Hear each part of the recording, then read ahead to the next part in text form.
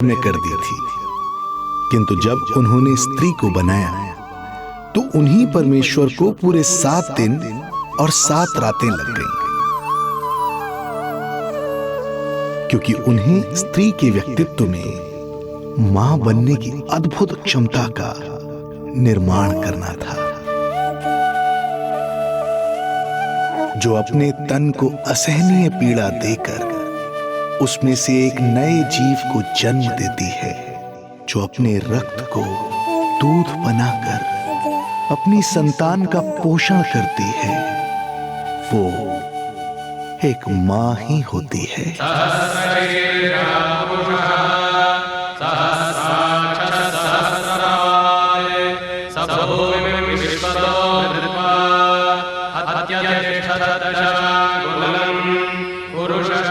स्वयं भगवान श्री विष्णु भी मां की इस ममता से दूर ना रह पाए, विवश हो गए धरती पर अवतार लेने के लिए।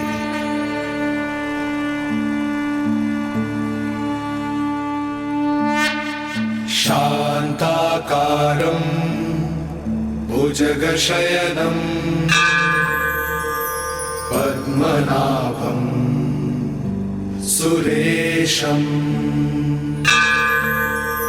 विश्वाधारं गगनसदृशं मेघवर्णं शुभांगं लक्ष्मीकान्तं कमलनयनं योगी वीरध्यानगम्यं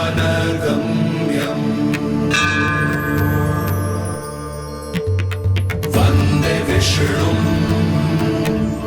भवभयहरं सर्वलोकैकनाथं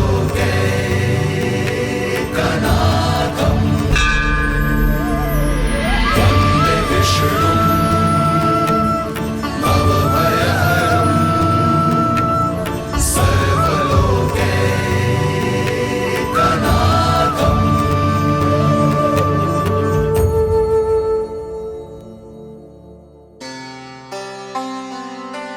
प्रणाम प्रभु। प्रणाम प्रणाम माता।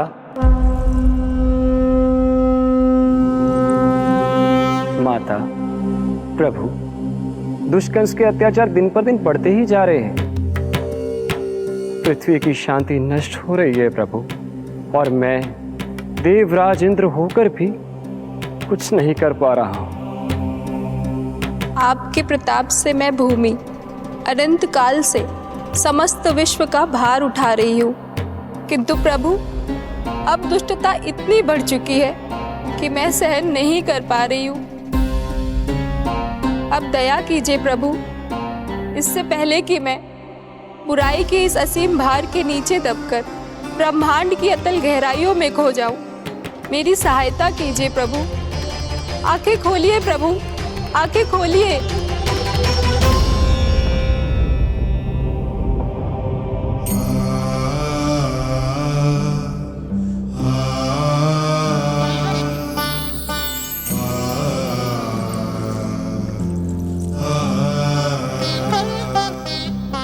चिंता मत कीजिए, समय की पुकार को अनसुना नहीं करूंगा।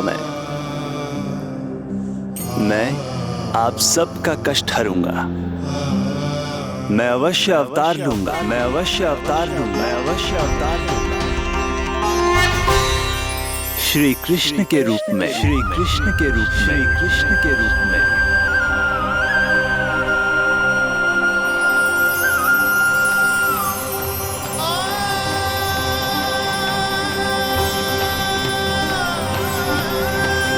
वसुदेवसुतं देवं कंसचाणूरमर्दनम्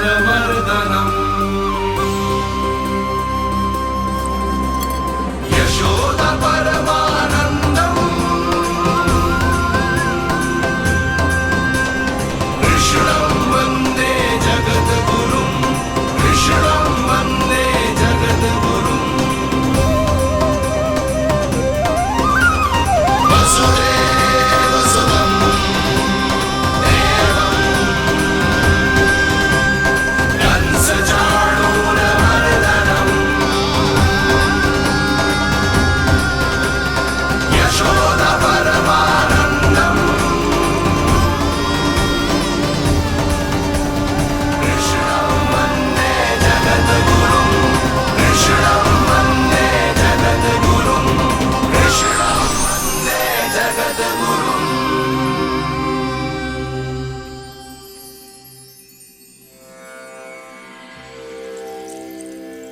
कंस का वध करूंगा, ऐसी परिस्थितियां उत्पन्न करूंगा जिनके कारण इस काल का सबसे बड़ा युद्ध होगा।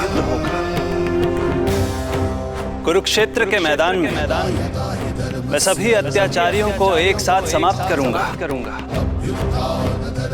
और इस प्रकार मैं भूमि देवी का भार अवश्य हल्का करूंगा। मैं धन्य हुई प्रभु। हम धन्य हुए प्रभु। किंतु ये सब मेरे अगले अवतार के प्रमुख कारण नहीं है। तो फिर प्रभु? मेरे अगले अवतार का सर्वप्रथम और सर्वप्रमुख कारण है मां के अलौकिक प्रेम का अनुभव करना। मैं मां की ममता के सभी रूपों का आनंद लेना चाहता हूं। उसके हाथों से भोजन करना, उसके अंग से लिपट जाना, लोरियां सुनना, संसार के सभी संकटों से सुरक्षित उसकी गोद में सोना, उसे मां मां कहकर पुकारना, सांसारिक विषयों के बारे में उससे जानना,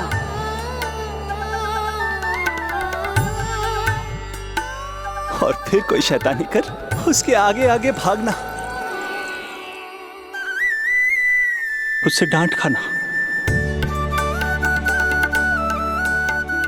और फिर उसे मनाने के लिए क्षमा मांगना।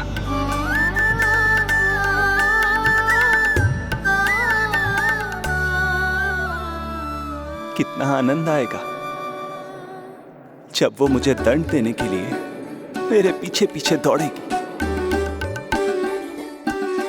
और मैं उस डर से सभी दिशाओं में भागता फिरूंगा। और फिर जब वो थककर हाँफते हाँफते रुक जाएगी तो मैं स्वयं उसके पास जाऊंगा, उसकी ममता भरी गोद में समा जाऊंगा।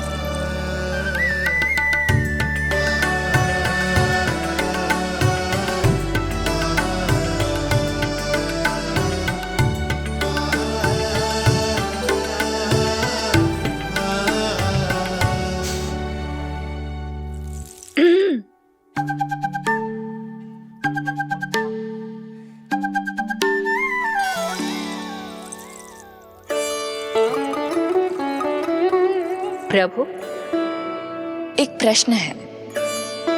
माँ और संतान के अद्भुत रिश्ते के इस आनंद को आप किसके साथ अनुभव करना चाहते हैं?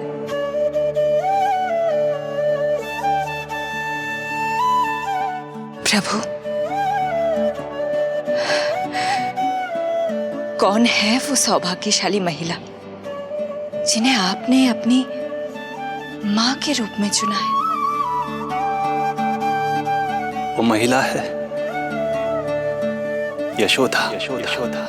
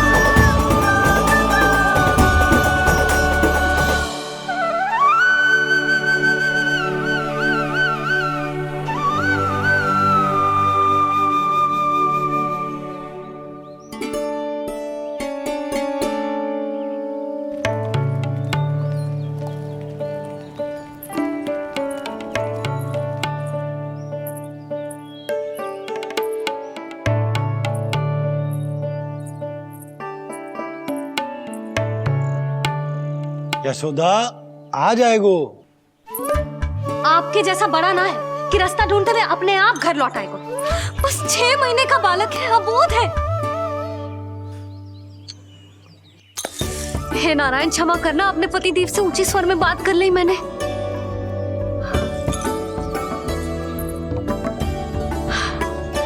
किसी को भी बुद्धि ना है पूरे गोकुल में के नंद जी का बालक खो गयो है, सुबह सुबह घर से भाग गयो है।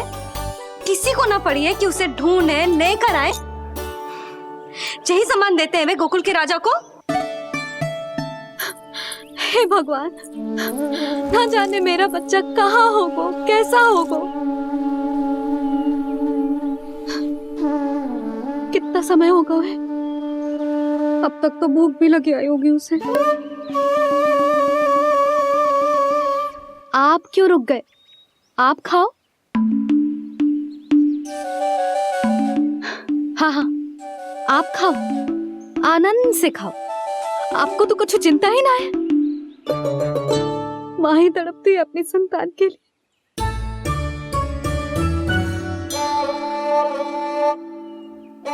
अब क्या खाली पेट काम पे जानो है? क्या कहेंगे सब कि यशोदा अपने पति को भूखा रखे? ना ना, आप खाओ, खाओ ना।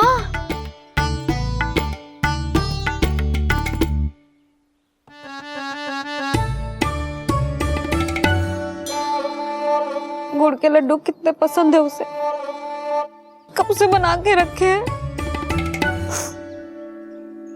यशोदा, तुम स्वयं क्यों नहीं जाकर ढूंढती उसे? लड्डू भी खिला दियो और घर वापस भी ले आएंगे। जाओ, शीघ्र जाओ।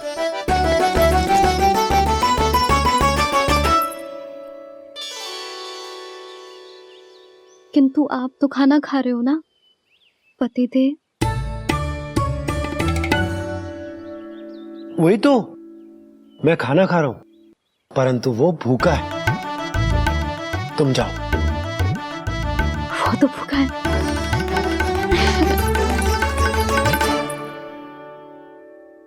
ये बनेंगी श्री हरि के अगले अवतार की माँ।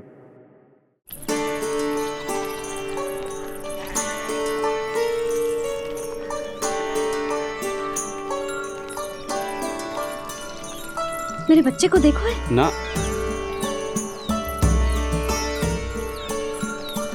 काकी, मेरे बच्चे को देखो है। नहीं नहीं,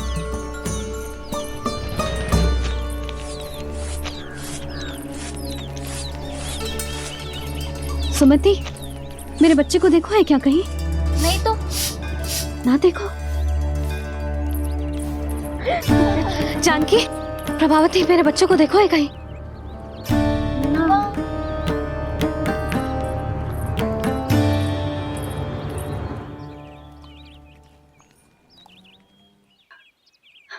कहाँ है तू?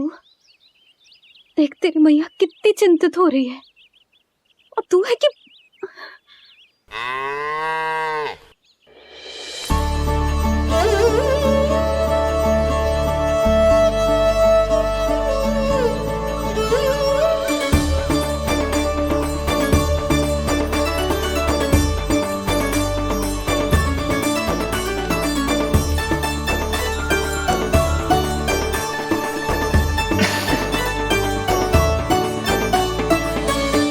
हाँ, अभी तक मैया यशोदा का लाडला यही है, 6 माह का बछड़ा। इसी पर ये अपनी सारी ममता न्योछावर करती हैं। तू फिर भाग गो। प्रतिदिन का काम होगा है तेरा। मैंने कही थी ना, मेरे बिना, अपनी मैया के बिना कहीं ना जानो है। ये संसार कितना भयानक है, कुछ मालूम है तुझे? दुष्ट भरे पड़े चारों ओर। वाह, दुनिया की अनोखी मैया और उसका अनोखा बालक, जो कि बालक है ही ना, गाय का बछड़ा है।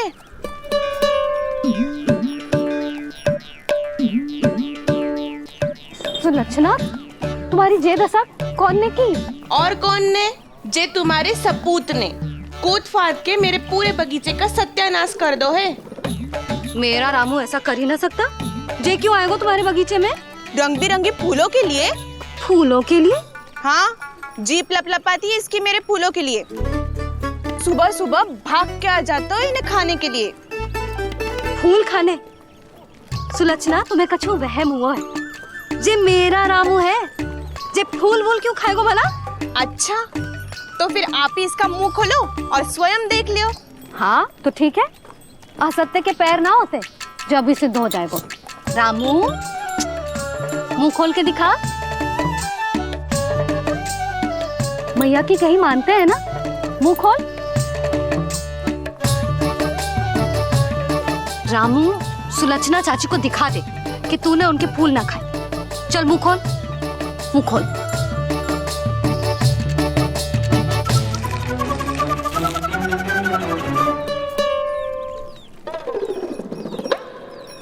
हाँ हाँ देख लो, इसने कछु ना खाया है। हाँ हम चल रहे हैं। अरे पर मुझे भी तो देख लेने दो। सुलक्षणा, मैं नंद देव की पत्नी हूँ, तुम्हें क्या लगता है मैं असत्य बोलूंगी? ना ना जशोदा जी, लेकिन आप तो सिद्ध करने वाली थी ना। हो तो गए हो सिद्ध। चल रामू, देर हो रही। अरे अरे वैसे रामू जी बहुत बुरी बात है, नंद जी का बालक चोरी कर दो। छी, जो अपनी वस्तु ना है उसे छूते भी ना है, समझ आई? जे करूंगी सुलक्षणा के यहाँ भरी टोकरी बेसन के लड्डू भिजवा दूंगी, प्रसन्न हो जाएगी। ये तो बड़ी चतुर है प्रभु। हाँ प्रभु, और जीवट भी है इनमें। बस यही देखा आप सबने? क्या आपने एक मां की चिंता नहीं देखी? प्रत्येक मूल्य पर अपनी संतान की रक्षा करने का स्वभाव नहीं देखा? या फिर असत्य भाषण करने पर अपनी भूल सुधारने की व्यग्रता नहीं देखी? कोई बात नहीं, मैं बताता हूं यशोदा क्या है। यशोदा पवित्रता की प्रतिमूर्ति है, विश्वास का आधार सुरक्षा की भावना है, ममता का मूर्त रूप है वो, वात्सल्य की गंगा है, भावनाओं का बहता हुआ निर्झर है। यशोदा अपने आप में परिपूर्ण है। यशोदा मां है। प्रभु, मां यशोदा निश्चित ही अद्भुत है। जिनके यहाँ आप पुत्र बनकर जाना चाहते हैं, उन्हें तो असाधारण होना ही है। किंतु प्रभु, आपके दिए हुए वचन के अनुसार आपको देवी देवकी का पुत्र बनकर जाना है, तो फिर आप एक ही जन्म में दोनों माताओं के पुत्र कैसे बन सकते हैं? आपका प्रश्न उचित है इंद्रदेव। पूर्व काल में प्रजापति सुतप्पा और उनकी पत्नी प्रश्नी ने मेरी घोर तपस्या की थी। उनके आग्रह करने पर मैंने उन्हें वरदान दिया था कि जब वो देवकी और वसुदेव के रूप में पृथ्वी पर आएंगे, तब मैं उनका अष्टम पुत्र कृष्ण बनकर जन्म लूंगा। पर मैया यशोदा के वात्सल्य प्रेम ने मुझे दुविधा में डाल दिया, क्योंकि वो भी तो पिछले जन्म से ही है ना। पिछले जन्म से?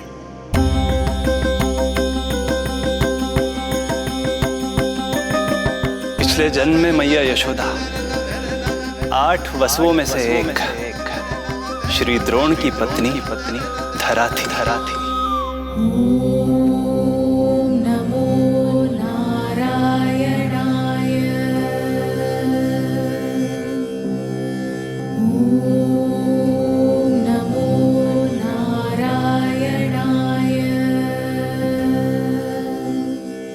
दोनों सहस्त्रों वर्षों तक निरंतर मुझे पुत्र रूप में पाने की मनोकामना के साथ घोर तपस्या करते रहे।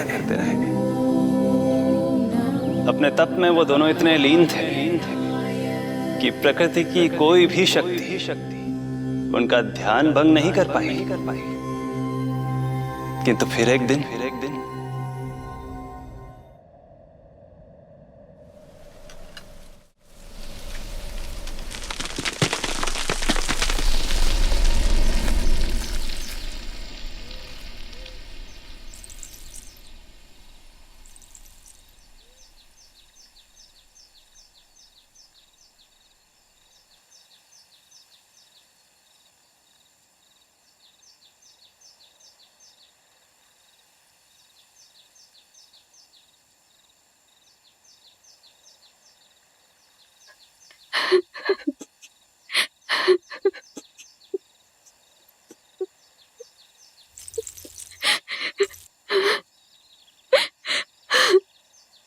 हमारे भक्ति में ऐसी क्या कमी रह गई प्रभु कि अभी तक आपके दर्शन का सौभाग्य नहीं मिला। अब तो सैकड़ों वर्ष बीत गए हैं आपका सुमिरन करते हुए।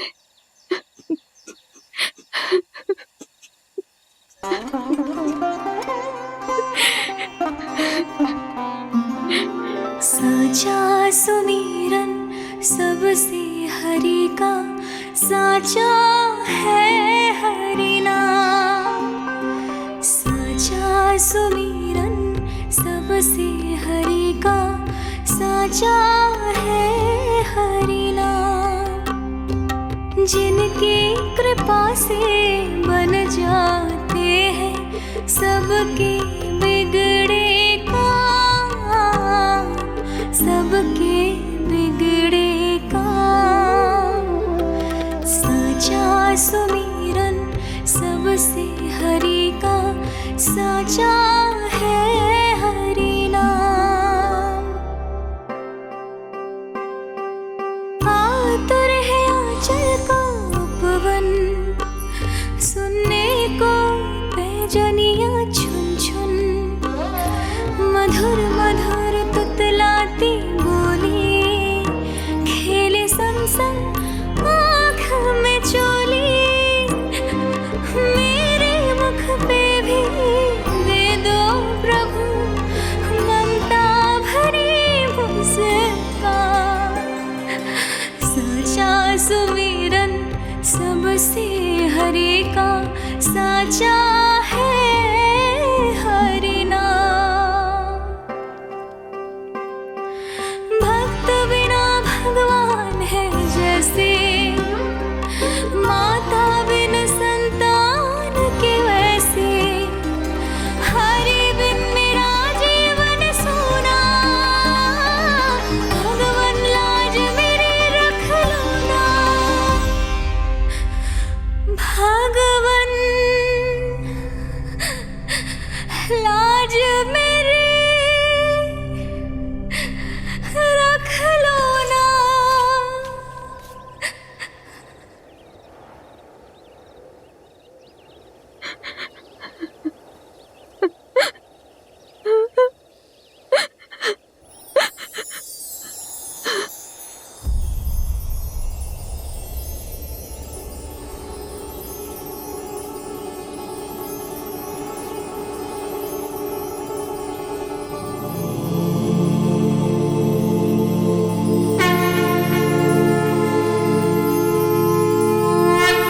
सशंख चक्रम सकिरीट कुंडलम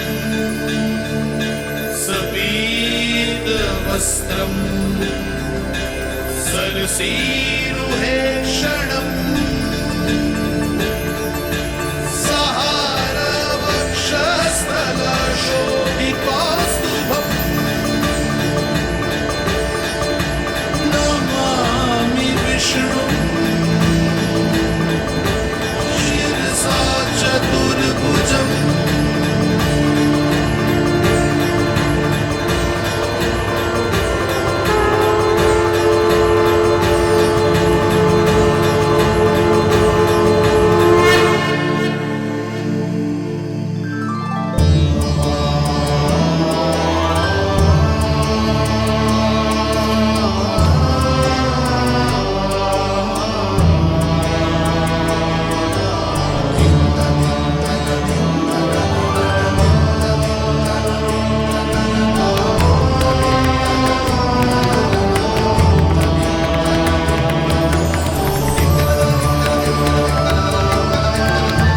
कहिए कहिए, क्या वरदान पाना चाहते हैं आप? प्रभु, हम आपकी सेवा करना चाहते हैं, परंतु भक्त की भांति नहीं, अभी तो माता पिता के समान। आपका एक पुत्र के रूप में पालन पोषण करें। आप हमें माँ पिता के भांति प्रेम दें और हम आप पर अपनी ममता न्योछावर कर सकें। बस इतनी ही इच्छा है प्रभु। आपकी इच्छा पूर्ण होगी। मैं आपकी संतान के रूप में अवश्य आऊंगा, किंतु उसके लिए आपको मेरे अगले अवतार के बाद एक और अवतार की प्रतीक्षा करनी होगी, क्योंकि अगले जन्म के लिए मैं पहले ही ये वरदान माता देवकी को दे चुका हूं। प्रभु, किसी भी जन्म में आपको अपने पुत्र के रूप में पाना मेरा सौभाग्य होगा, किंतु मेरी ममता मेरे वश में नहीं है। प्रभु,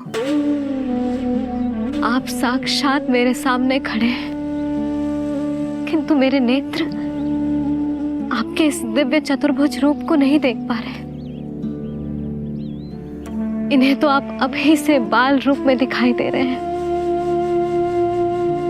मेरे भीतर उमड़ती ममता की ज्वार का अनुभव कीजिए प्रभु। केवल कल्पना मात्र से मेरा वक्ष स्थल दूध से भराया है। ये गोद तरसने लगी है, मन अभी से लोरिया गाने लगा है। मेरे इस अनुरोध को स्वीकार कीजिए प्रभु, कृपा करें। इस माँ से और प्रतीक्षा ना करवाए प्रभु, और प्रतीक्षा ना करवाए। उस पल माता धरा की ममता भरी भक्ति और प्रेम भाव को देखकर मेरे मुख से भी वो शब्द निकल ही पड़ा जिसे एक बच्चा पहली बार बोलना सीखता है, माँ।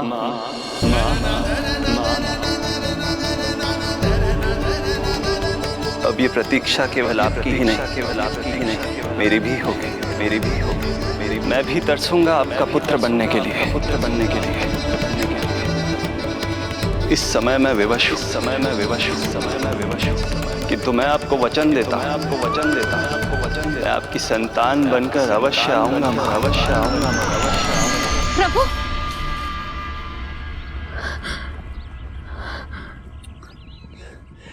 धरा, भगवान ने हमारी पुकार सुन ली। वरदान तो सभी भक्तों को मिलता है, परंतु हमें तो हरि का वचन मिला है। वो आएंगे, अवश्य आएंगे। अब हमें केवल उस शुभ दिन की प्रतीक्षा करनी है। अब और प्रतीक्षा नहीं होगी मुझसे।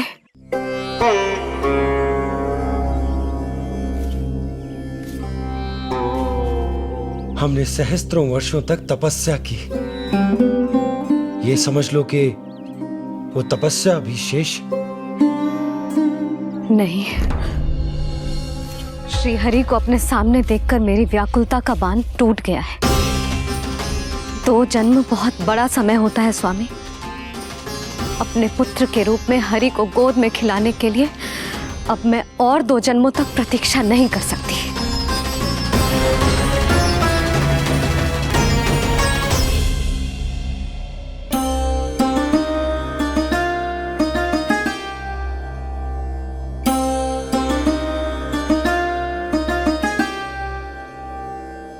व्यर्थ हरि बिन जग ये सारा, व्यर्थ हरि बिन जीवन धारा।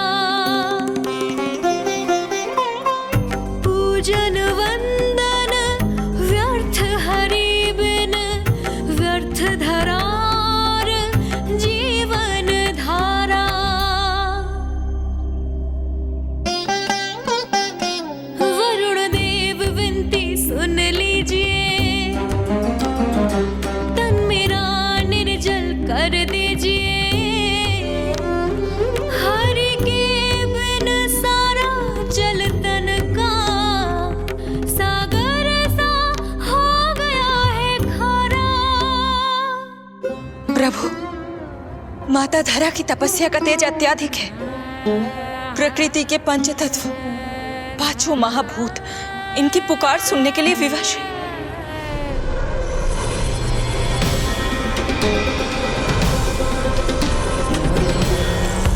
धरा, प्रिय, ये क्या कर रही हो? रुक जाओ। जठराग्नि सब दूर ये कर दो, अग्नि देव मेरे ताप को हर लो। माता जो वंचित ममता से, जग में नहीं उसको कुछ प्यारा। पूजन वंदन व्यर्थ हरि बिन व्यर्थ धरार जीवन धारा। प्रभु, यदि अग्निदेव अपना अग्नि तत्व वापस ले लेंगे तो इनकी पाचन शक्ति नष्ट हो जाएगी और जीवित रहने के लिए शारीरिक तापमान भी अति आवश्यक होता है। यदि वही विलुप्त हो गया तो धरा, तुम्हें मेरी सौगंध मत करो ये। हे भूमाता आकृति दाता, मिथ्या है ये माटी का ढांचा। माटी मुक्त करो इस तन से, जब ना मिला हरि का सहारा। प्रभु, भू तत्व ही तन को भार देता है, उसके बिना ये तो पूरी तरह से ढह जाएंगी। धरा, धरा, ये क्या हो गया? बस करो अब। प्रभु, कुछ कीजिए। मैं संसार का संचालक हूं देवी। नियमों का पालन करने के लिए मैं भी बाध्य हूं। जो वचन मैं पहले ही माता देवकी को दे चुका हूं, यदि मैं चाहूं तो भी उसे तोड़ नहीं सकता।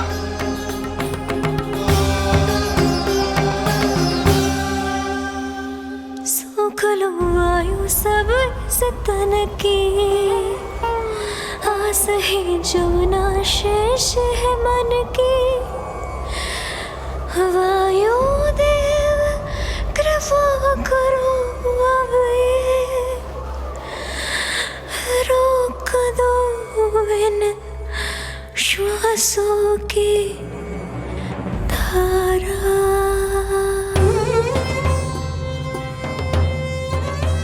प्रभु, प्राण वायु के बिना प्राणों का बचना संभव नहीं।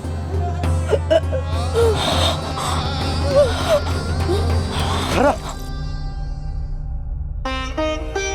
धरा, धरा,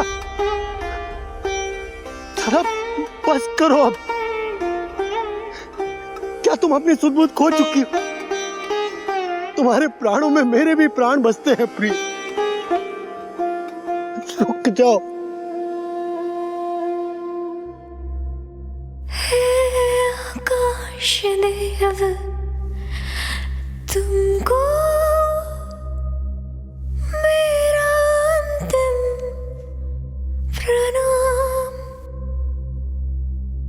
अंतरात्मा लीन करो मेरी, लेके श्री हरि का नाम।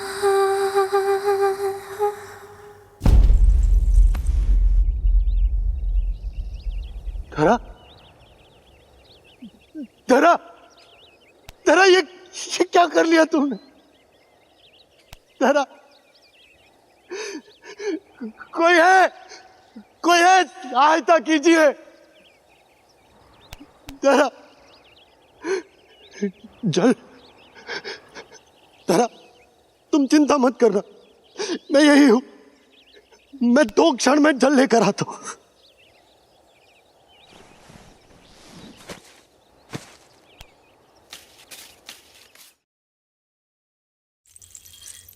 प्रभु, आप नियमों से तो अवश्य बंधे हैं, परंतु आप लीलाओं के स्वामी हैं। कोई तो उपाय निकालिए। आपने इन्हें मां कहकर पुकारा है। मां की प्राण रक्षा पुत्र नहीं करेगा तो और कौन करेगा?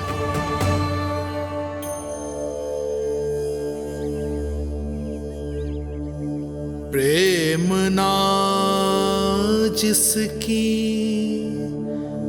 सीमा कोई, ना कोई आया की ममता के आगे विवश हुए भगवान,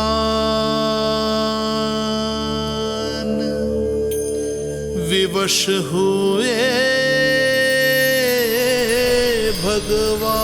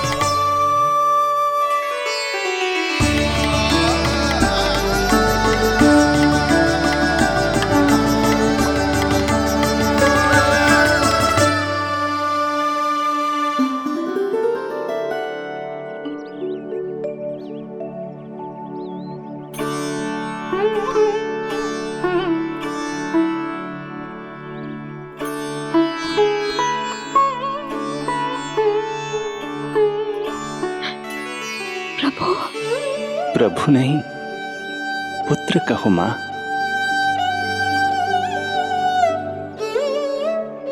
पुत्र, मेरा पुत्र, मेरा पुत्र।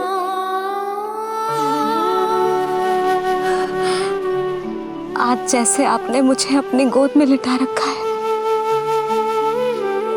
क्या कुछ ऐसा नहीं हो सकता कि शीघ्र ही मुझे आपको अपनी गोद में खिलाने का अवसर मिल जाए? आज तो मैं केवल मूर्छित हुई हूं, किंतु शीघ्र ही यदि मुझे आप पुत्र रूप में ना मिले तो मेरे प्राण चले जाएंगे। ऐसा ना कहो मां।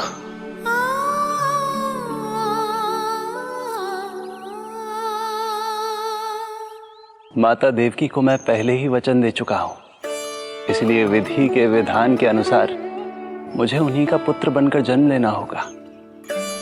किंतु आपकी आतुरता का अनुभव करने के बाद अब मैं भी आपका स्नेह पाने से स्वयं को और वंचित नहीं रख सकता।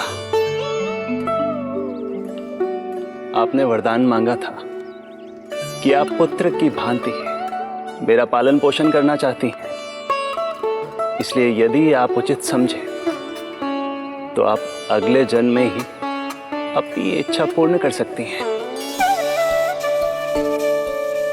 जिस आयु में संतान को अपनी मां की ममता के आंचल की आवश्यकता सबसे अधिक होती है, उस आयु में अर्थात अपने जन्म के प्रथम दिन से 10 वर्षों तक मैं आपके साथ रहूंगा। किंतु फिर मुझे अपनी जन्म देने वाली मां माता देवकी के पास लौटना होगा। ऐसा करने से मैं उन्हें दिया वचन भी निभा पाऊंगा और आपकी ममता का सौभाग्य भी प्राप्त कर पाऊंगा। यदि आपको स्वीकार हो तो।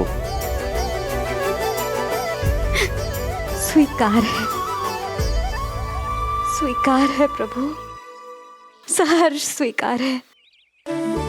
एक माँ और पुत्र का नाता केवल उसके कोख से जन्म लेने से ही नहीं बनता, ये नाता तो ममता से बनता है, और मैं अपनी ममता आप पर न्यौछावर करने के लिए आतुर हूं। यशोमती मैया के नंद लाला, यशोमती मैया के नंद लाला, यशोमती मैया के नंद लाला, यशोमती मैया के नंद लाला। तो इस प्रकार परमपिता परमेश्वर श्री हरि विष्णु एक ही जन्म में दो दो माताओं का पुत्र बनने के लिए उत्साहित भी थे और भावुक भी। किंतु जगत माता श्री लक्ष्मी और अन्य सभी देवगण ये जानना चाहते थे कि श्री हरि ये अभूतपूर्व कार्य कैसे करेंगे। भगवान बोले, ये सब संभव होगा उसके कारण जो मेरे अगले जन्म की कथा का मुख्य पात्र है, कंस।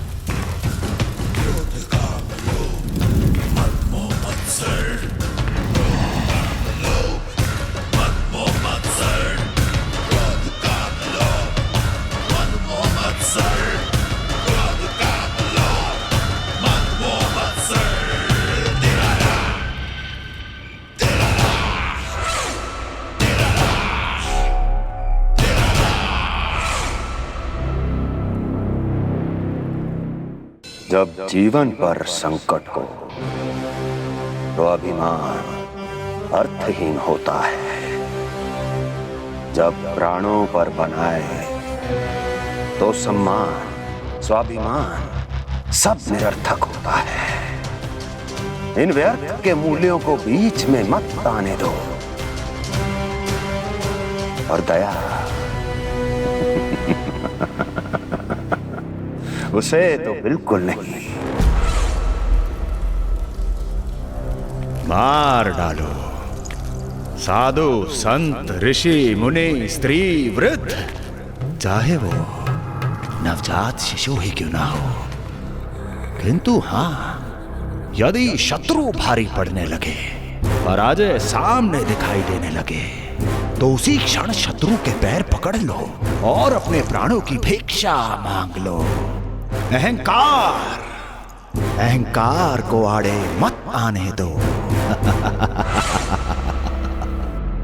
अग्निः शेषम ऋणः शेषम शत्रुः शेषम तथैव च पुनः पुनः प्रवर्धेत तस्मात् शेषम न कार्येत।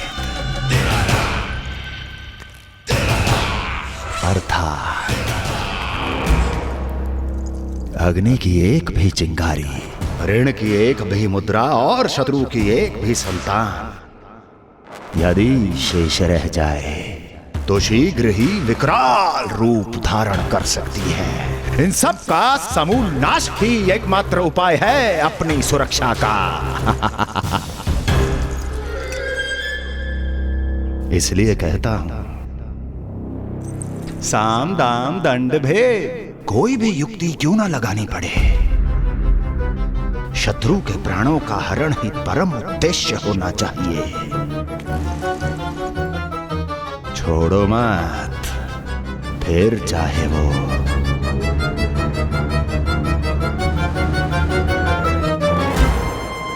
विष्णु ही क्यों ना हो।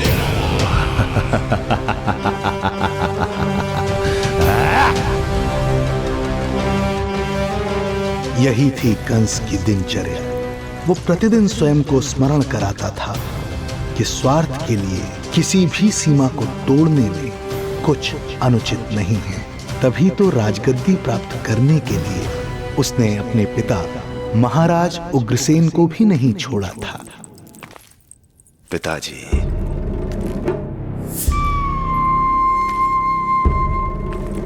हो सके तो मुझे क्षमा कर दीजिएगा।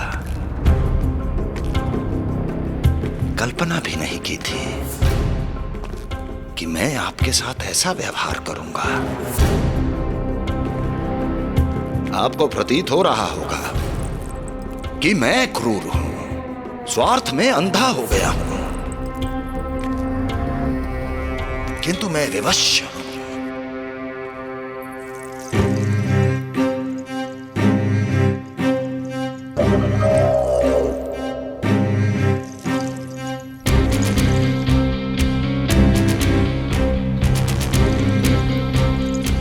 आज से सत्ता का ये भार अब मुझे उठाना पड़ेगा पिताजी, क्योंकि आप तो अत्यंत दयावान हैं। अपनी आवश्यकता से अधिक प्रेम आपको अपनी प्रजा से है, किंतु मैं ऐसा नहीं। मैं अपने शत्रुओं का काल हूं, तभी तो मेरे प्रति दुर्भावना रखने वाले मेरे सम्मुख आने से पहले थर थर कांपते हैं। इसलिए मथुरा का राज सिंहासन मेरे साथ अधिक सुरक्षित रहेगा, क्योंकि मैं आपसे अधिक उपयुक्त हूं पिताजी। मेरा विश्वास कीजिए। हृदय पर गोवर्धन पर्वत रखकर मुझे यह निर्णय लेना पड़ रहा है पिताजी।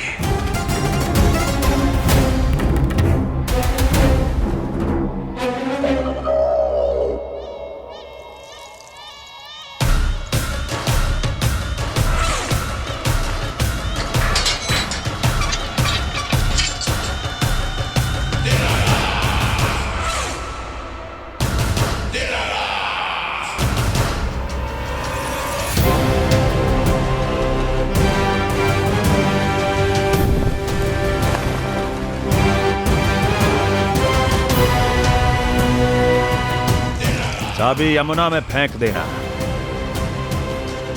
कोई कितना भी क्रूर, कठोर राक्षस ही क्यों ना हो, किसी न किसी के लिए उसके हृदय में भी प्रेम उपजता ही है।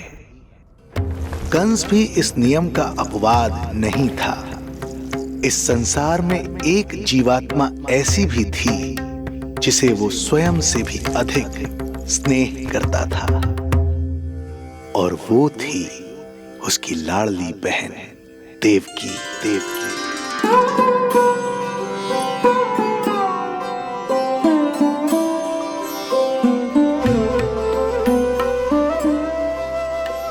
देवकी के लिए कंस एक राजा नहीं, मात्र भाई था, जो अपनी बहन की छोटी सी मुस्कुराहट के लिए आकाश पाताल एक कर सकता था।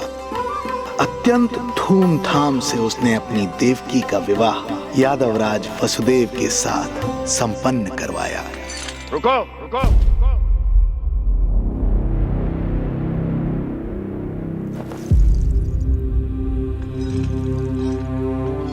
ये आप क्या कर रहे हैं? आप मथुरा नरेश हैं? नहीं कुंवर जी, आज मैं मात्र वो भाई हूं जो अपनी प्रिय बहन के साथ बस कुछ क्षण और व्यतीत करना चाहता है। कंस के हृदय में देवकी के लिए उमड़ता प्रेम का सागर तब अचानक सूख गया जब उसने ये आकाशवाणी सुनी। महापापी अत्याचारी कंस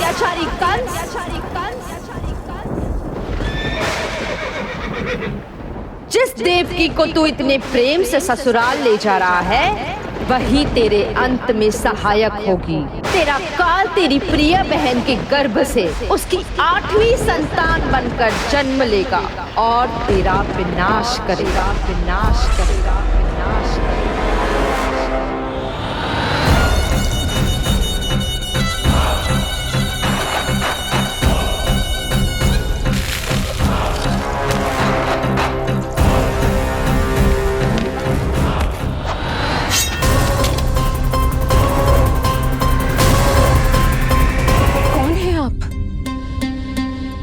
मुझे आपसे भय लग रहा है।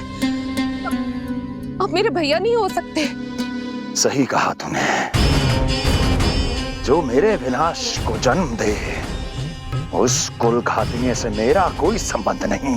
महाराज, रक्त के संबंध क्रोध की अग्नि में मत झुलसाइए।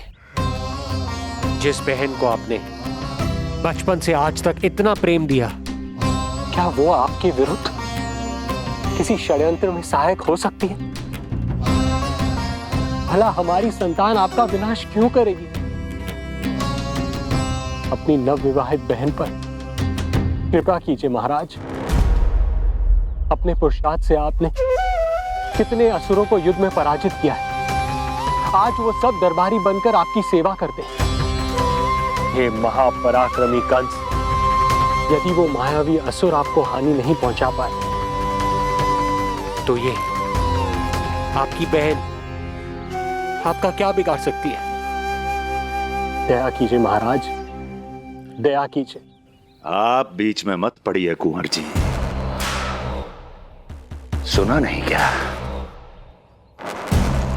इसकी 8वीं संतान मेरा वध करेगी।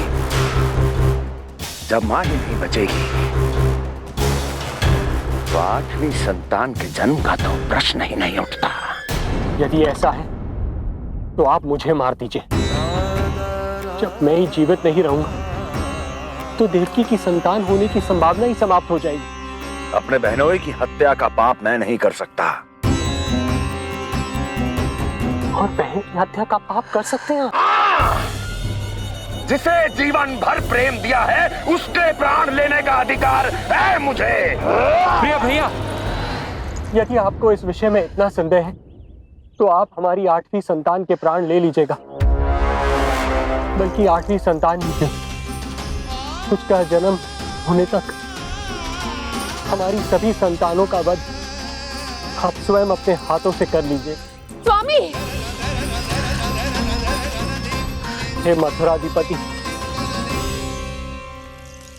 मेरी पत्नी को प्राण दान दे दीजिए। मैं महाराज शूरसेन का पुत्र वसुदेव आपको वचन देता हूं, अपनी 8 संतानों को जन्म लेते ही स्वयं आपके सामने प्रस्तुत करूंगा। अपनी 8 संतानों को जन्म लेते ही स्वयं आपके सामने प्रस्तुत करूंगा।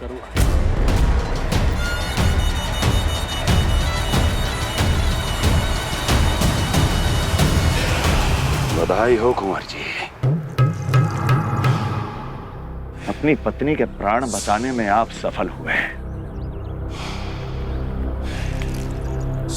किंतु आपकी संतानें इतनी भाग्यशाली नहीं होंगी।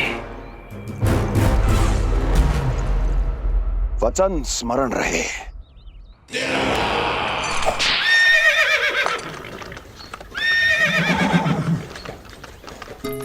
इस तरह रक्त की प्यासी कंस की तलवार की छाया में देवकी और वसुदेव का वैवाहिक जीवन प्रारंभ हुआ। जब कंस की निर्ममता और वसुदेव के वचन का ये दुखद समाचार गोकुल पहुंचा तो हे नारायण, अर्थात राजा वसुदेव यदि कंस के सामने गिड़गिड़ाते नहीं तो रानी देवकी के प्राण चले जाते। हाँ नंदराज, और अब वो दोनों कंस के महल में हैं, किंतु वो महल भी उनके लिए किसी बंदी गृह से कम नहीं है।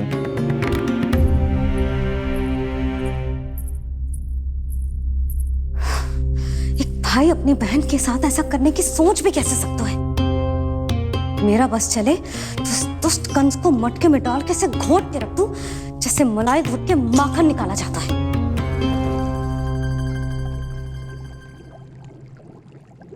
ना, माखन ना, जे कंस तो कीड़ा है।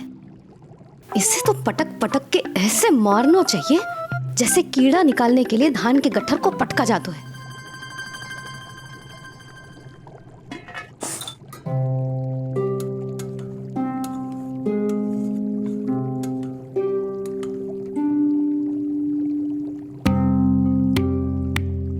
किंतु जब रोहिणी जिज्जी को पता चलेगा तो वो तो अपने आप को ही दोष देंगे, क्योंकि बालक ना होने के कारण उन्होंने ही वसुदेव जी को राजकुमारी देवकी के साथ दूसरा विवाह करने पर विवश किया था। हे ईश्वर, जिस सुख के लिए रोहिणी जिज्जी ने पत्नी जीवन का सबसे बड़ा त्याग किया था, जब उन्हें पता चलेगा कि वही सुख उस क्रूर कंस ने छीन के मटिया मेट कर दिया है, तो कितना कष्ट पहुंचेगा।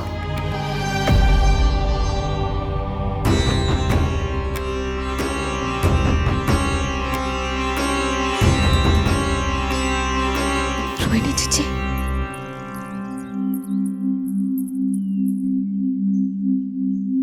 गोप नरेश, कृपया मुझे अपने भैया के पास ले चलिए। संकट के समय मुझे उनके साथ होना चाहिए। किंतु भाभी, पता चलो है वसुदेव भैया और देवकी भाभी कंस के महल में कड़े पहरे में रखे गए। पति पत्नी एक दूसरे का संबल होते हैं। कंस का पहरा कितना भी कष्टदायक क्यों ना हो, इस समय उन्हें और बहन देवकी को मेरी आवश्यकता है।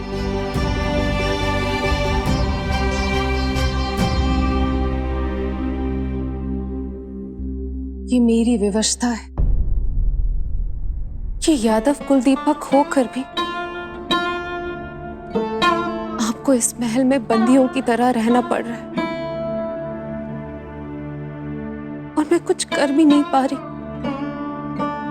काश आपने मुझसे विवाह ही ना किया होता। तो क्या मैं अपने भाग्य से भाग पाता देवकी? पूर्व जन्म के कर्मों के फल स्वरूप जो हमारी नियति में लिखा है वो तो हमें भोगना ही है। श्री हरि क्या करते हैं, कब और क्यों करते हैं, ये दुख हमारे जीवन में किस उद्देश्य से आए हैं, इन रहस्यों का पता लगा पाना हम मानवों के लिए संभव नहीं है देवकी।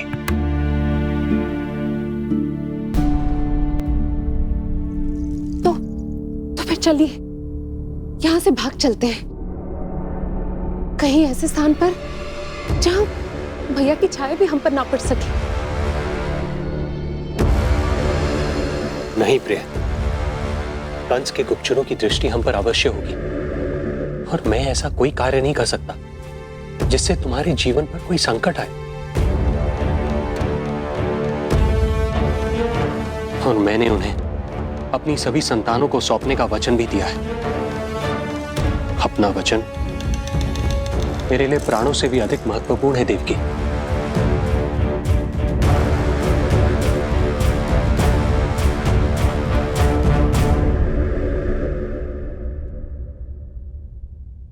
राजन, राजकुमारी, गोकुल से रानी रोहिणी और गोपराज नंद पधारे हैं।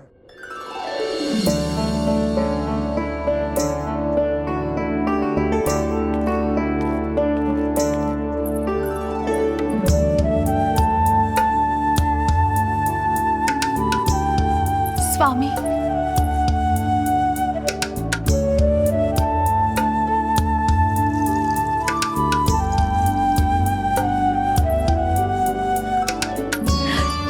बहन, दीदी,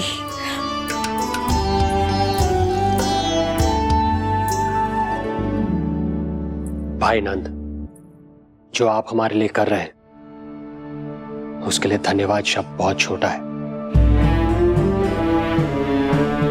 मैं अपने भाग्य को स्वीकार कर चुका हूं। यदि यही श्री नारायण की इच्छा है तो यही सही।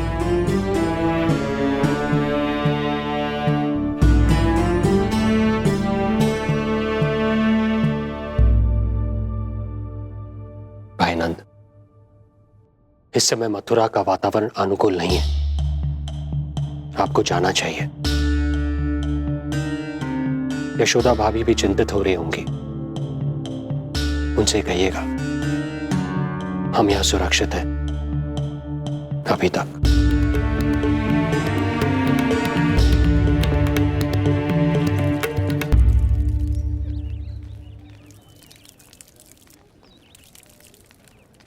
वसुदेव भैया का भाग्य पर भरोसा देख वे अपनी संतानों को कंस को अवश्य सौंपेंगे। हे ईश्वर, इतना कठोर वचन, जब इसे निभाने का कठिन समय आएगा तो कैसा अनुभव करेंगे वे? उनका हृदय तो चकनाचूर हो जाएगा।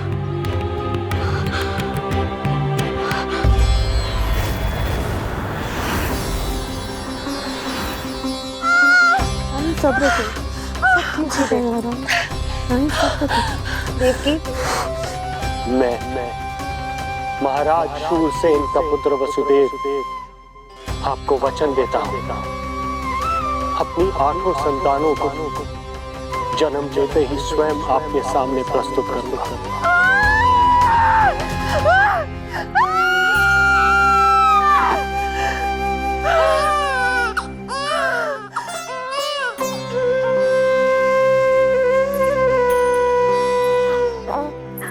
बधाई हो स्वामी, आपको पुत्र रत्न प्राप्त हुआ है।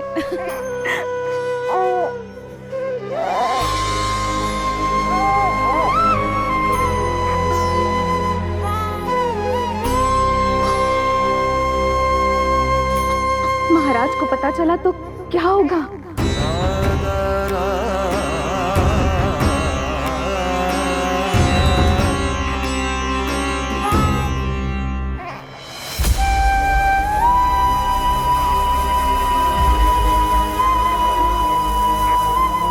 अपने पुत्र को इन हाथों में थामना। कितने वर्षों से इस पल की प्रतीक्षा कर रहा था मैं, और आज जब यह पल आया है, मेरी आंखों में दुख के आंसू हैं। एक पिता जब प्रथम बार अपनी संतान को गोद में उठाता है तो सबसे पहले यह सोचता है कि उसे क्या नाम दूं, उसका सुनहरा भविष्य कैसे सुनिश्चित करे। किंतु मैं वो भाग्यहीन पिता हूं जो अपने पुत्र का भविष्य मृत्यु के अंधकार में डुबोने जा रहा है। मैं इसे नाम देकर क्या करूंगा?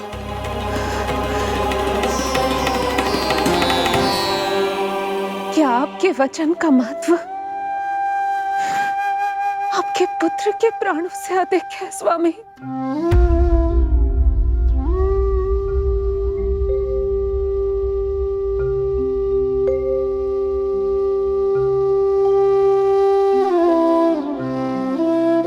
श्री नारायण का दूसरा नाम सत्य होता है देवकी।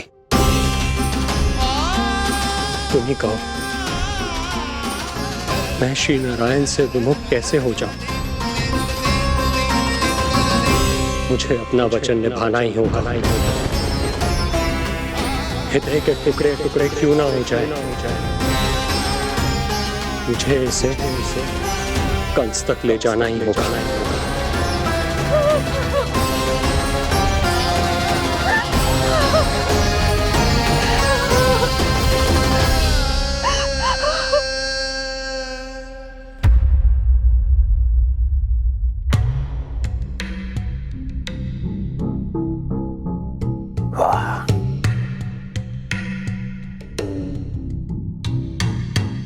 इतना स्वादिष्ट भोजन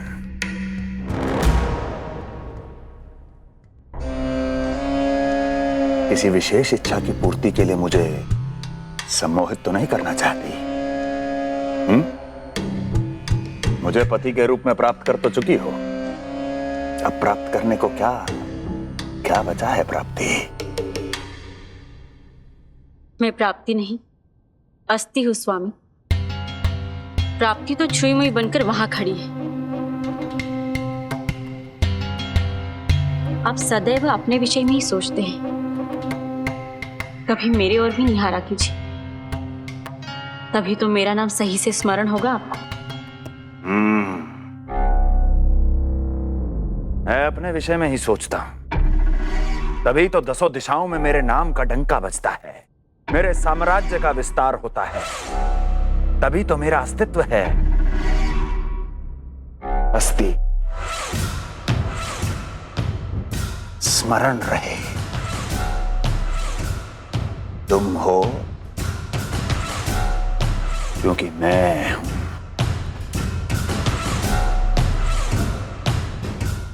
वन में यदि सिंह न हो तो उसके आश्रिति पर गीदड़ भी आक्रमण कर देते हैं। सिंह कभी अपने शत्रु को एक क्षण भी जीवित नहीं छोड़ता महाराज। आपने तो छोड़ दिया देवकी को। सिंह नहीं, आप वो गाय हैं जो अपनी कसाई से अथाह प्रेम करती है।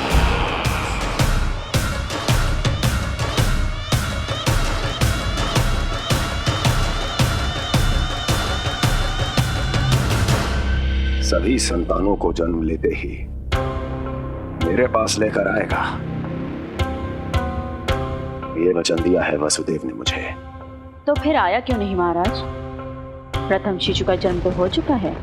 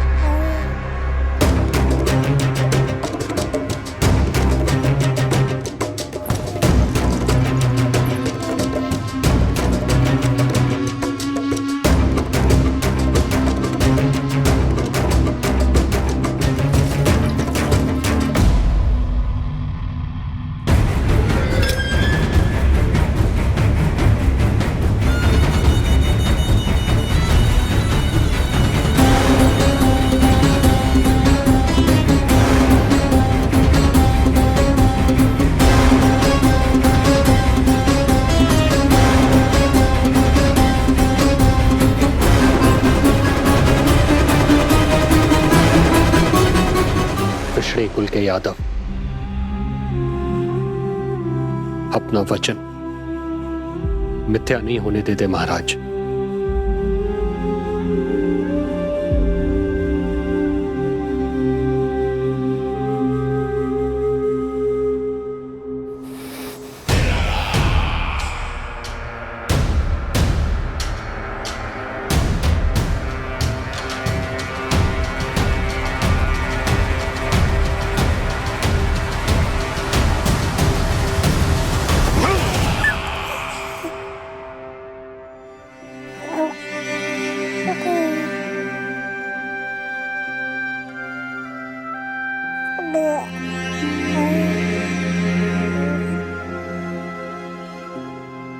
ये देवकी का पुत्र है, मेरी बहन जो मुझे प्रिय हुआ करती थी, उसका प्रथम पुत्र है ये, मेरा प्रथम भांजा।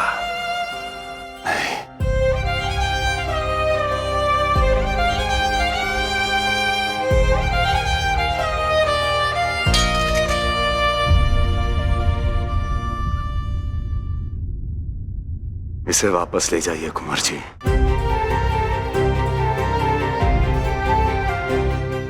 देवकी की प्रथम संतान से मुझे कोई संकट नहीं।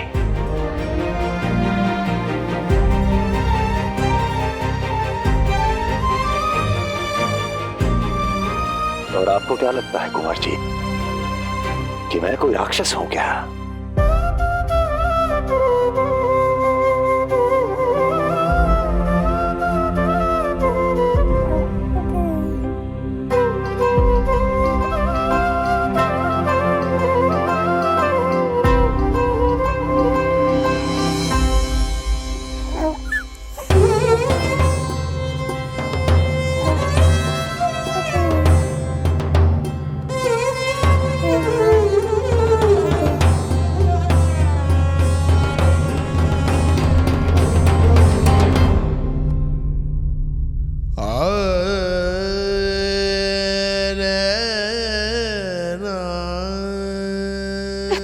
अपने गोद पे भी नहीं उठा पाई थी दीदी। उसका वो सुकुमार मुख मेरी स्मृति से जा ही नहीं रहा। वो मधुर रुदन अभी तक मेरे कानों में गूंज रहा है। मैं तुम्हारी पीड़ा का अनुमान लगा सकती हूँ देवकी। मैंने उसे जन्म नहीं दिया था, फिर भी मेरे कान अभी तक उसके रुदन की ध्वनि सुन रहे हैं। क्योंकि ये अपनी माओ को पुकार रहा है। तुम्हारे भैया ने हमारे पुत्र को प्राणदान दे दिया देवकी।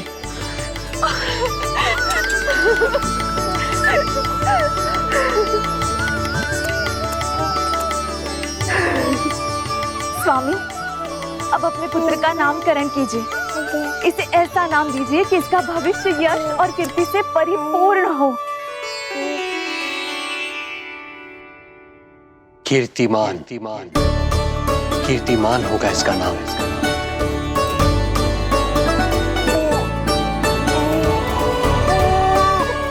कीर्तिमान।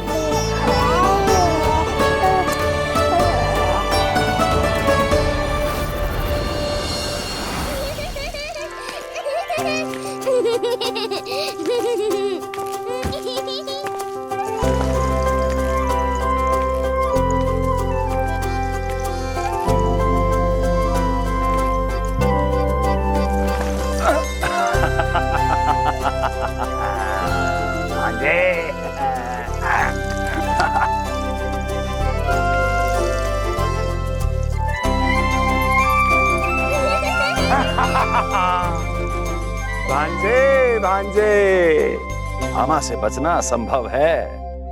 मामा जी, आपकी भुजाओं में कितना बल है, मुझे पीड़ा हो रही है। मेरा दूसरा हाथ पकड़ लीजिए। तुझे पीड़ा हो रही है?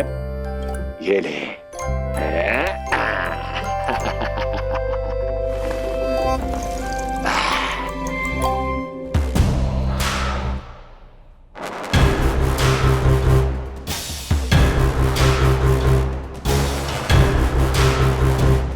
नारायण नारायण। मामा जी मूर्ख बन गए, मामा जी मूर्ख बन गए, मामा जी मूर्ख बन गए। इतना दुस्साहस! जा खेल। अब मामा जो है देवर्षि के साथ मंत्रणा करेंगे। जा खेल। क्योंकि अत्यंत महत्वपूर्ण ना हो तो देवर्षि हमारे द्वार पर आने का कष्ट नहीं उठाएंगे। कहिए देवर्षि, कैसे आना हुआ? मैं तो बस आपको ये अद्भुत कमल पुष्प भेंट करने आया था महाराज। इसे देखते ही मुझे आपका स्मरण हुआ था। मानो ये मुझे पुकार कर कह रहा हो, मुझे महाराज कंस के पास ले चलिए। इसमें तो कुछ भी विशेष नहीं है देवर्षि। इसमें 8 पंखुड़ियां हैं महाराज, और 8वीं पंखुड़ी सबसे विशेष है। यदि विश्वास न हो तो आप स्वयं गिनकर देख लीजिए। आप मेरा उपहास कर रहे हैं देवर्षि। आप गिनिए तो सही महाराज। 1 2 3 4 5 6 7 8।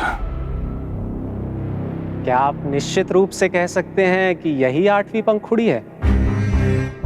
विचार कीजिए महाराज। क्या आप बिना किसी शंका के कह सकते हैं कि कौन सी पंखुड़ी पहली है और कौन सी 8वीं?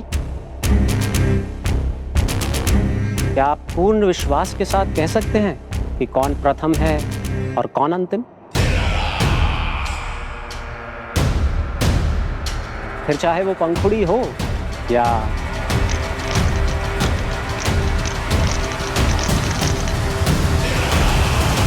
सावधान करने के लिए धन्यवाद देवर्षि। कंस के साथ धोखा करने वाले को अति भीषण दंड मिलेगा। भविष्य में ऐसी कल्पना मात्र से ही मेरे शत्रु भय से कांप उठेंगे। मथुरा नरेश, मैं तो मात्र पंखुड़ियों की बात कर रहा था। यदि आपने कुछ और समझ लिया है तो उसका उत्तरदायित्व मेरा नहीं है। नारायण नारायण।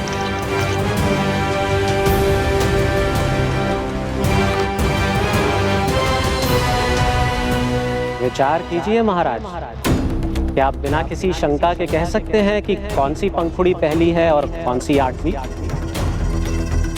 क्या आप पूर्ण विश्वास के साथ कह सकते हैं कि कौन प्रथम है और कौन अंतिम? फिर चाहे वो पंखुड़ी हो या... मामा जी मूर्ख बन गए, मामा जी मूर्ख बन गए, मामा जी मूर्ख बन गए, मामा जी मूर्ख बन गए।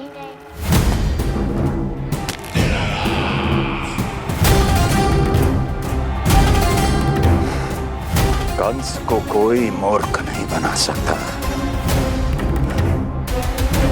कीर्तिमान। जी मामा जी। क्रोध काम लोभ मद मोह मत्सर, क्रोध काम लोभ मद मोह मत्सर, क्रोध काम लोभ। मामा जी मुझे दर्द हो रहा है। मद मोह मत्सर, क्रोध काम लोभ मद मोह मत्सर। स्वामी, ये कीर्तिमान के लिए कैसा लग रहा है? ये लीजिए स्वामी।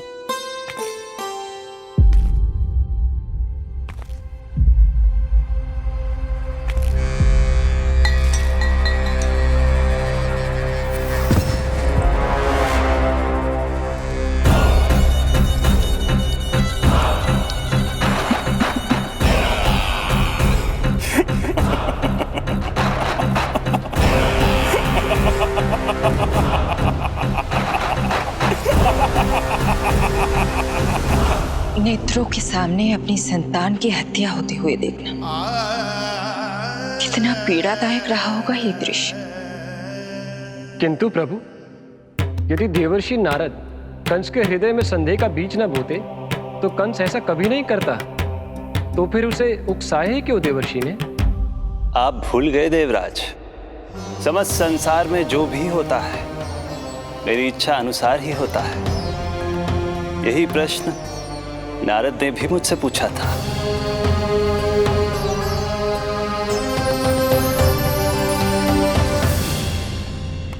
नारायण नारायण।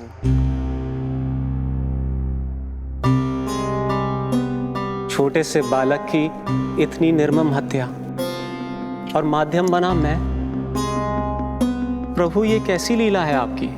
अभी तो देवकी की 5 और संतानों की हत्या होना शेष है नारद। अब से कंस शिशुओं के जन्म लेते ही उनकी हत्या कर देगा। यदि जन्म के तुरंत बाद ही मृत्यु होनी है तो जन्म का लाभ ही क्या है प्रभु? यही विधि का विधान है नारद। कीर्तिमान और शेष 5 बच्चे श्रापग्रस्त हैं। जन्म के कर्मों के अनुसार अल्पायु होना उनकी नियति है।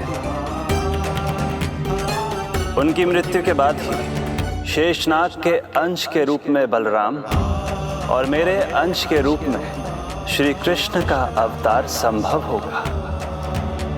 नारायण नारायण।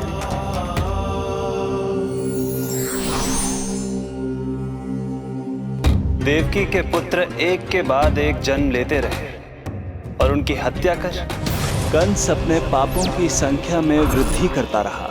नहीं! मत मारो! मेरा पुत्र!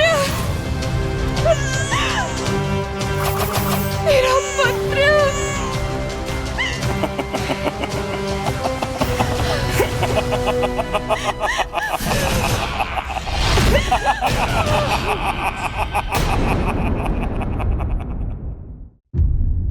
अब उसकी क्रूरता की कथा ऐसे मोड़ पर आ पहुंची जहां से वापसी असंभव है,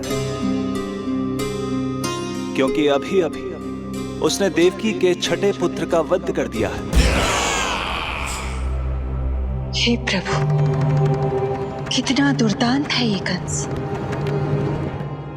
किंतु एक ही जन्म में एक साथ 2 माताओं का पुत्र बनने में उसने आपकी सहायता कैसे की प्रभु?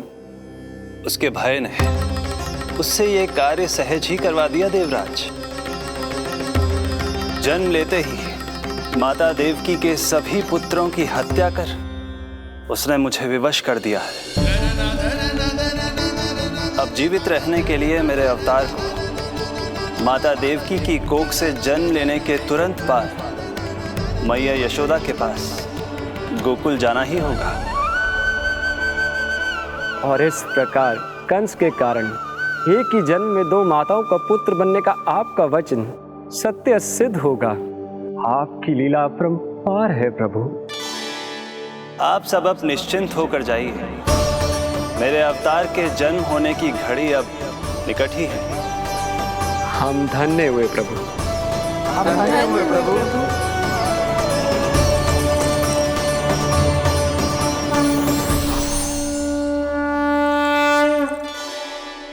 मुझे तो अभी से मैया यशोदा के साथ आपको खेलते हुए देखने की उत्सुकता हो रही है। उनकी प्रवृत्ति कितनी निराली है। क्रोध ना करो तो क्या करूं? देखिए इसकी सतानी, फिर चला गया सुलक्षणा के बगीचे में फूल खाने। और आपको तो पता है ना सुलक्षणा का, इतनी सी त्रुटि हो जाए पूरे गांव में बखान करने में कोई कमी ना रखती। और यह कि अरे जब ग्वालिनों को पता चलेगा तो क्या कहेंगी? यही ना कि जसोदा अपने बच्चे को खाना ना देती, भूखा रखे है। सुनो जी, मैं तो कहती हूँ अब ब्याह करा देते इसका। अब वो ही ध्यान रखेगी इसका। केवल पत्नी सुधार सकती है तुझे। तुम इसके बारे में बात कर रही हो कि मेरे बारे में? नहीं, वैसे सारे गोकुल वाले यही कहते हैं कि हमारे घर पर तुम्हारा ही राज चलता है। हे नारायण, ये परिहास की बात है क्या? मैं इतना दबा के रखती हूँ क्या आपको? यशोदा, हास की बात थी। रामू के कारण मुंह से निकल गई। तुझसे तो मैं बात ही ना करूंगी। कर अपने मन की।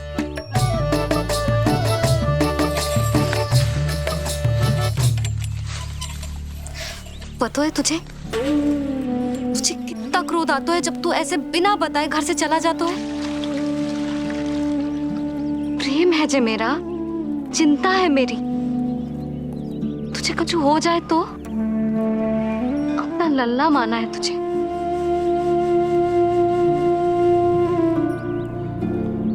मेरे भाग्य में तो आमन्ना लिखो ही ना है।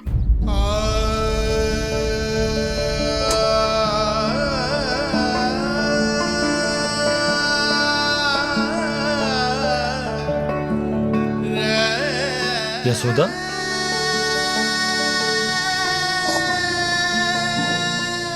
आपको पता है जब मैं छोटी थी इसके जैसी चंचल थी। गांव वाले कहते थे एक बार बड़ी हो जाएगी अपने आप ठहराव आ जाएगा। ना आयो। फिर बड़े बूढ़े कहने लगे चिंता की कछु बात ना है, एक बार शादी हो जाएगी सब ठीक हो जाएगा। ना हुआ। फिर सबन ने कही एक बार बालक हो जाने दो, गोद भर जाएगी अपने आप परिपक्व हो जाएगी। पर गोद तो भरी ना मेरी। बालक तो हुआ ही ना। उस पर जब जे भी भाग जाता है तो मुझे रह रह के यही स्मरण होता है कि कमी मुझ में ही है। मैं ही किसी बात का ध्यान न रख पाती। संभव है यही कारण से नारायण ने बालक ना दियो मुझे। यदि देते तो बहुत बुरी मैया बनती मैं। यशोदा, क्या होगा तुम्हें? कहाँ की बात कहाँ लेकर जा रही हो तुम?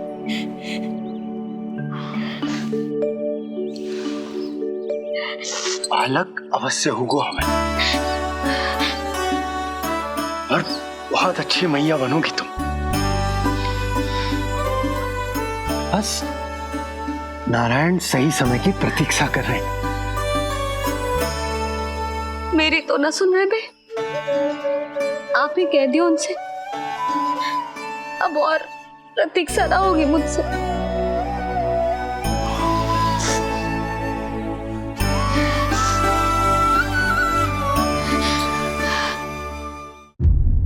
प्रतीक्षा तो अब मुझसे भी नहीं हो रही मैया। तो फिर मैया की इच्छा पूरी कीजिए प्रभु। जिस क्षण की प्रतीक्षा मुझे इतने वर्षों से थी, बस अब वो निकट है। किंतु प्रभु, आपको तो माता देवकी का 8वां पुत्र बनकर जन्म लेना है, तो फिर 7वां पुत्र? धीरज रखिए, धीरज। आपको तो ज्ञात ही है, मेरे यहां देर है, अंधेर नहीं। मैं यहाँ तुम दोनों पर आश्रित हूँ यशोदा। भोजन, सुरक्षा, परिवार का अपनापन सब कुछ दिया है तुमने मुझे, किंतु मेरा दुख मुझे एक क्षण भी चैन लेने नहीं देता। मेरे स्वामी और बहन देवकी कितने ही वर्षों से कंस की काल कोठरी में बंदी है। दिन रात नियति के शाप को सहन करने के अतिरिक्त और कोई उपाय नहीं है उनके पास। ऐसे में मैं सुख की सांस कैसे लूं? कीर्तिमान की हत्या के बाद मेरी सुरक्षा के लिए मेरे स्वामी ने मुझे यहाँ भिजवा दिया, चुपचाप।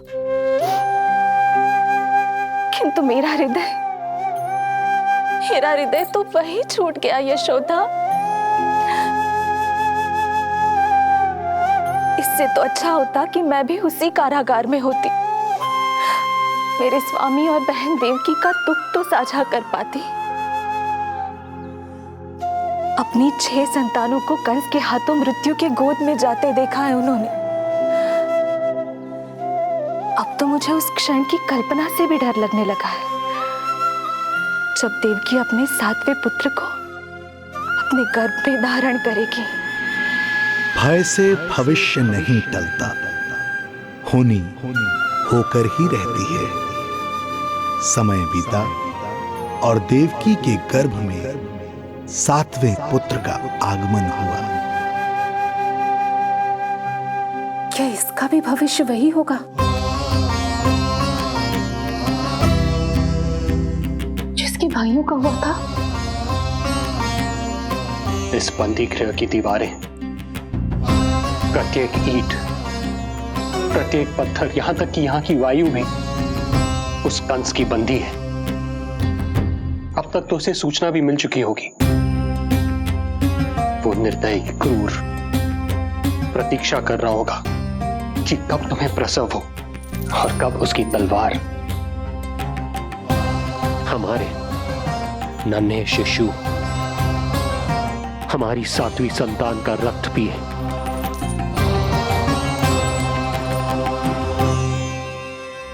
दुर्जन, तुम देवकी की कालकोठरी के बाहर स्वयं उपस्थित रहोगे, प्रत्येक पल 8वां प्रहर। जैसे ही शिशु पहली श्वास ले, तुम मुझे सूचित करोगे। अवश्य महाराज, आज्ञा दें।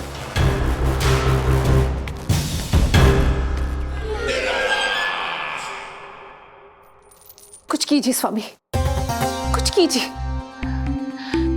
मैं नहीं चाहती कि ये अपनी प्रथम श्वास इस बंदी गृह में ले। देवकी, विवशता से मेरा कलेजा भी फटा जा रहा है, किंतु इस काल कोठरी में बंद मैं कर ही क्या सकता हूं? किंतु इस सृष्टि के पालनहार, जगत के नियंता श्री हरि तो कर सकते हैं, तो फिर क्यों नहीं करते वो कुछ ऐसा कि कम से कम मेरी इस संतान का अंत उतना दुखद ना हो जैसा अन्य संतानों का हुआ था। क्यों नहीं करते वो कुछ हरि, क्यों नहीं करते? बताइए ना स्वामी, क्यों नहीं करते वो, क्यों नहीं करते? जो देवी भविष्य में मेरी मां बनने वाली है, उनकी करुणा भरी पुकार को मैं व्यर्थ कैसे जाने दे सकता हूं? कंस के राक्षस तत्व के अंत के लिए ऐसी माया की आवश्यकता है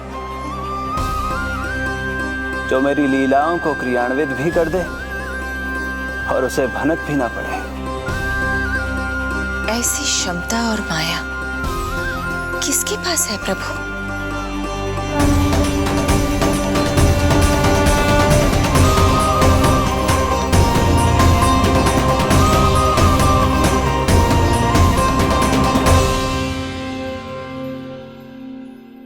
ओम नमो आकर्षिणी ज्वाला मालिनी, ओम नमो भगवती क्लेशनाशिनी।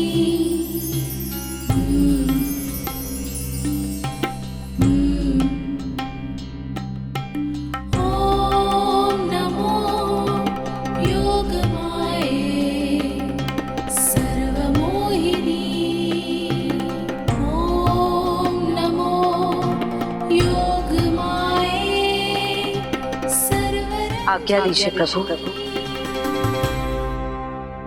माता देवकी का गर्भपात करके उस संतान को रानी रोहिणी के गर्भ में स्थापित कीजिए देवी।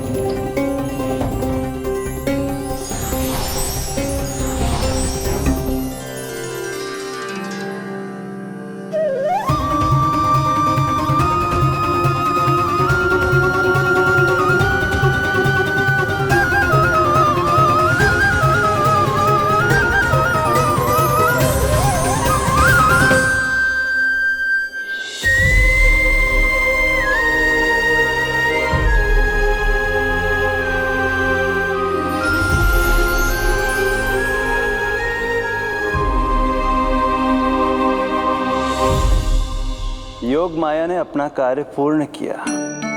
सुबह सूर्य की रश्मियां देवी रोहिणी को ऐसा संदेश सुनाएंगी जिसे सुनकर वो प्रसन्नता से झूम उठेंगी।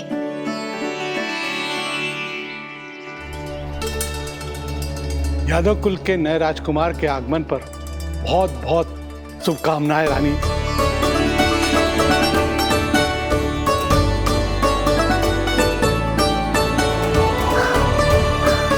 यशोदा, मैं माँ बनने वाली हूँ। यशोदा, सुना तुमने? चिच्ची, मैं माँ बनने वाली हूँ। मैं माँ बनने वाली हूँ यशोदा। मैं अरे संभाल के जीजी चित्कार कर रही हो। बधाई हो जीजी, बधाई हो, बहुत बहुत बधाई हो।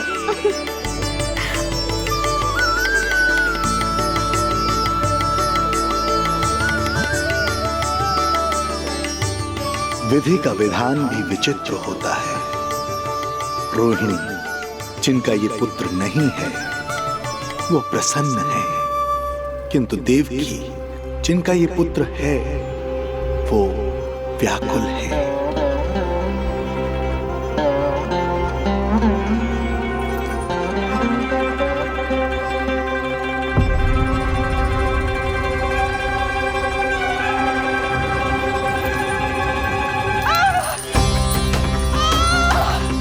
क्या हुआ देवकी? तुम ठीक तो हो? स्वामी, स्वामी मेरा पुत्र, स्वामी हमारा पुत्र चला गया। स्वामी हमारा पुत्र चला गया। धीरज धरो देवकी, संभव है यही श्री हरि की इच्छा हो। किंतु मैंने उनसे ये तो नहीं मांगा था ना स्वामी। मैंने कहा था हमारा पुत्र यहाँ श्वास न ले, इसका ये अर्थ नहीं था। क्यों किया नारायण ने ऐसा? क्यों किया?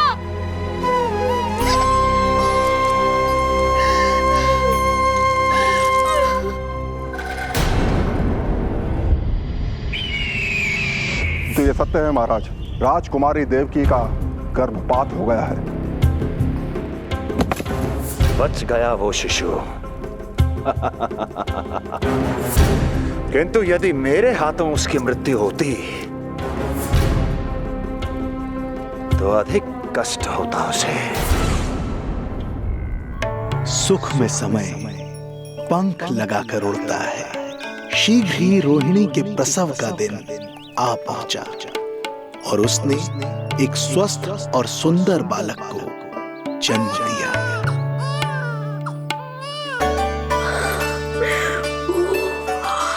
लो जिज्जी, संभालो अपने लल्ला को, जी भर के निहार लो इसे।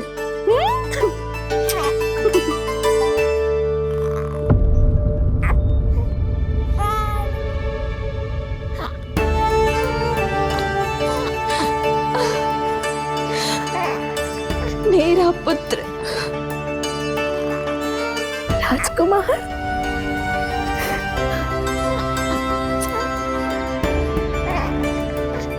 अच्छा जीजी, मैं तनिक इनको भी सूचना देकर आती हूँ। वसुदेव भैया तक भी तुझे शुभ समाचार पहुंचाना है। राजकुमार कौन है? हाँ, गोकुल का राजकुमार है।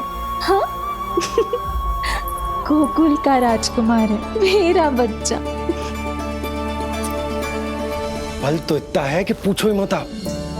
एक बार उंगली पकड़ लेना तो उसके बाद छुड़ाना अत्यंत कठिन हो जाता है। और दृष्टि ऐसी कि एक बार में मन मोह ले। भगवान श्री राम की भांति सबको प्रसन्न रखतो है। बस तो फिर उसका नाम बल राम रखना। तो फिर उसका नाम बल राम रखना। देवकी, बधाई हो, तुम छोटी मां बन गई। भैया, आप दोनों कछु चिंता ना करियो। बलराम का लालन पालन मेरा उत्तरदायित्व है। उसे कछु कमी ना होने दूंगा मैं।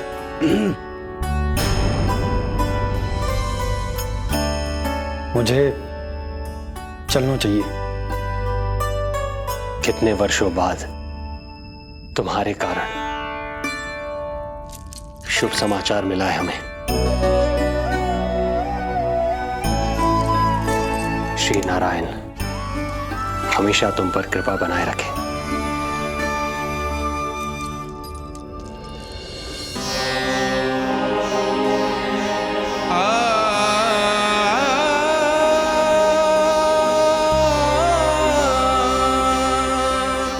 आपको बहुत बहुत बधाई हो स्वामी।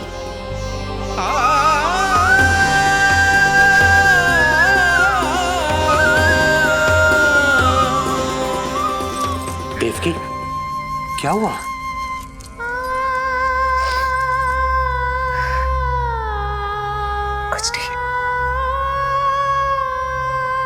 रोहिणी दीदी ने हमको वो सुख दे दिया जो मैं कभी ना दे सकी। उन्होंने आपको संतान दे दी,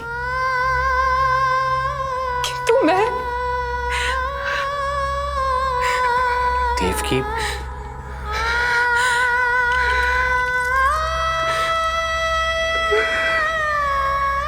इस समय जो व्यथा माता देवकी की है वही पीड़ा माता यशोदा की भी है। माता देवकी की ममता अपनी सभी संतानों को खोने की वेदना से त्रस्त है, तो माता यशोदा की ममता संतान ना होने के संताप में झुलस रही है। सत्य कहा देवी, मुझे आभास हो रहा है मैया यशोदा का हृदय मुझे अपनी गोद में खिलाने के लिए कितना व्याकुल है। सच्ची श्रीहरि, सच्ची मैं प्रसन्न हूं मैं कि आपके आशीर्वाद से रोहिणी जी को इतना प्यारा लल्ला हुआ है। पर मुझसे क्या त्रुटि हुई नारायण? मुझे क्यों न दियो आपने लल्ला? मुझसे क्या त्रुटि हुई नारायण? मुझे क्यों न दियो आपने लल्ला?